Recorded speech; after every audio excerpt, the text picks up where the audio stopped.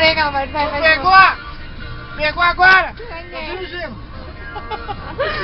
Responsabilidade no trânsito é com esse macaco aqui.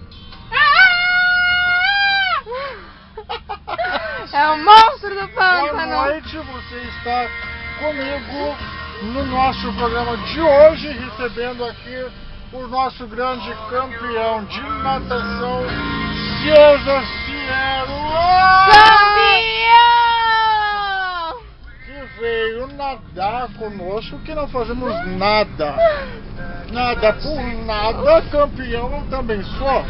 Não faço nada de peito, não faço nada de costas, não faço nada de borboleta e tenho 25 mil medalhas de nada.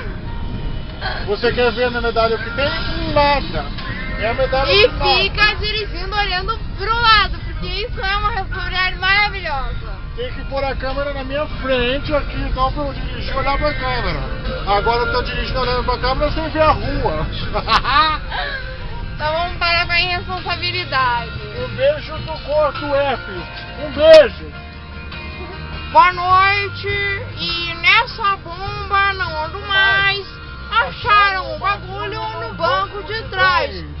E é com essa frase que a gente encerra a nossa entrevista de Eu hoje. tenho mais uma frase pra falar. Então fala, meu. Sambalelê tá doente, tá com a cabeça quebrada. Sambalelê precisava de umas boas palmadas. E é com essa frase que eu termino o nosso programa de hoje, mandando um beijo pra nossa queridíssima lá. Tá louco? Ô, Bestão.